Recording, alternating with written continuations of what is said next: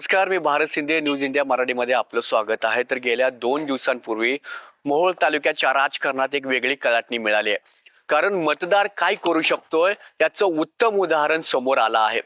खरं तर मोहोळ तालुक्यातील माजी आमदार राजन पाटील व त्यांच्या विरोधात असलेले विरोधक असे 2 गट आहेत. मग त्या विरोधी गटात राष्ट्रवादी स्वर्गीय अजित पवार गट आणि शरद पवार गट असेल, अजित पवार गट असेल, मग शिवसेनेचे दोन्ही गट किंवा अन्यही असे पाहायला मिळतंय. खरं तर जिल्हा परिषदेच्या निवडणुकीत पुन्हा एकदा राजन पाटील यांचाच गड असल्याचं जनतेने या निवडणुकीत दाखवून दिलं. खरं तर राजन पाटील व माजी आमदार यशवंत माने यांनी भाजप पक्षात प्रवेश केल्यानंतर पहिली स्थानिक स्वराज्य संस्थाच्या निवडणुका आपल्या हातात घेऊन राजन पाटील जिकडे जनता तिकडे हे दाखवून दिलं. यामध्ये खरं तर सगळ्यात जास्त लक्ष राहिलं ते म्हणजे कुरुल आणि नरखेड जिल्हा परिषद गटामध्ये.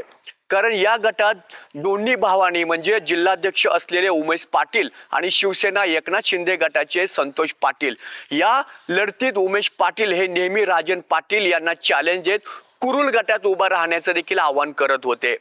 एवढंच नाही तर मी हरलो तर राजकारण सोडून देण्याची भाषा खुद्द उमेश पाटील यांनी केली होती.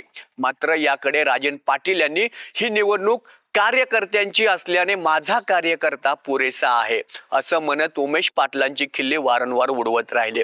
शेवटी लढत राहिले ते म्हणजे जकराया साखर कारखान्याचे चेअरमन सचिन जाधव आणि उमेश पाटील यांच्यातच. निवडणुकीच्या प्रचारात अनेक वेगवेगळ्या आरोपांच्या फैरी झाडल्या गेल्या. मग यामध्ये बाजी मारली ते सचिन जाधव यांनी. खरं तर सचिन जाधव हे राजकारणात या निवडणुकीच्या पार्श्वभूमीवर रिंगणात उभे होते. ना त्यांच्याकडे राजकीय पार्श्वभूमी ना कसला राजकीय अनुभव. असे असतानाही कसलेल्या पैलवानांना आसमान दाखवलं.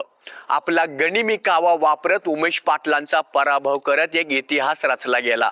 खरं तर उमेश पाटील यांचा पराभव झाला आणि त्याच वेळी माजी आमदार रमेश कदम यांचा एक व्हिडिओ म्हणजे 9 डिसेंबर 2025 रोजीचा म्हणजे जवळपास 2 महिन्यांपूर्वीचा एक व्हिडिओ व्हायरल झाला. तो म्हणजे मुंबईतल्या एका पत्रकाराने उमेश पाटील बाबत रमेश कदम यांना प्रश्न विचारला असता आणि त्याच वेळी रमेश कदम यांनी तो कुठल्याही गटात उभा राहिला तर पडणारच असं वक्तव्य करण्यात आलं होतं. आणि त्यांचंच हे वाक्य आज खरं ठरलं. पहा काय म्हणाले होते माजी आमदार रमेश कदम. उमेश पाटलांबद्दल काय म्हणणार? ना उमेश पाटील हा अतिशय नालायक माणूस आहे, जे अतिशय म्हणजे पॉलिटिकली इमॅच्युअर माणूस आहे. ज्या पद्धतीने सोबतच्या असलेल्या संबंधाचा हा स्थानिक राजकारणामध्ये गैरवापर करतो या संदर्भातली कल्पना देखील मी माननीय अजितदादांना आता दिलेली आहे आणि दादांच्या कानावर घातलंय की दादा अशा नालायक माणसामुळे त्या ठिकाणी कुठेतरी नेतृत्वाला अडचण होते, पक्ष बदनाम होतो. वास्तविक या माणसाची जिल्हा परिषदेला पण निवडून यायची लायकी सुद्धा नाहीये. आमचं उघड आव्हान आहे, चॅलेंज आहे. उमेश पाटलांनी येणारी पंचायत समिती कुठेही त्यांनी उमेदवारी अर्ज दाखल करावा आणि लोकांमधून निवडून यावं. जर हा उमेश पाटील निवडून आला तर हा रमेश कदम राजकारण सोडून देईल. ऐकलं? त्यावेळी रमेश कदम यांनी उमेश पाटील निवडून आलं तर मी राजकारण सोडून देतो असं म्हणालं होतं. मग आता पराभवानंतर उमेश पाटील खरंच राजकारण सोडणार का? मग किंवा हे राजकारणापासून अलिप्त राहतील हे देखील येणाऱ्या काळात पाहावे लागणार. का बोले तैसा चाले त्याची वंदावे पावले ही म्हण सार्थ ठरणार की राजकारणात सगळं खोटं बोलावं लागतं हे खरे ठरणार. खरं तर जनतेने फक्त उमेश पाटील यांचा पराभव केला आणि असं असताना दुसरीकडे त्यांच्या भावाचा देखील पराभव केला. तोही राजकारणात नवखा आणि पहिल्याच टर्ममध्ये जिल्हा परिषदेची माळ आपल्या गळ्यात पाडणारा ऐन अस्सल तारुण्यातला रांगडा गडी ते म्हणजे लखन शिंदे यांच्या रूपाने मातब्बर नेता समर्थक ठरलेले संतोष पाटील यांचा पराभव केला. खरं तर ज्या काही आधी विरोधकाकडून वल्गना व्हायच्या ते म्हणजे एक पुण्याला आणि दुसरं म्हणजे मुंबईला पार्सल पाठवायचं ते या निवडणुकीत जनतेने दाखवून दिलं.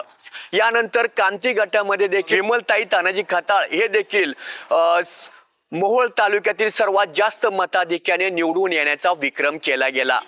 विधानसभेला ज्यांच्यामुळे शरद पवार गटाचे उमेदवार बदलण्यात आले ते म्हणजे काका साठे यांच्या गडाला देखील सुरुंग लावत पराभव पत्करावा लागला।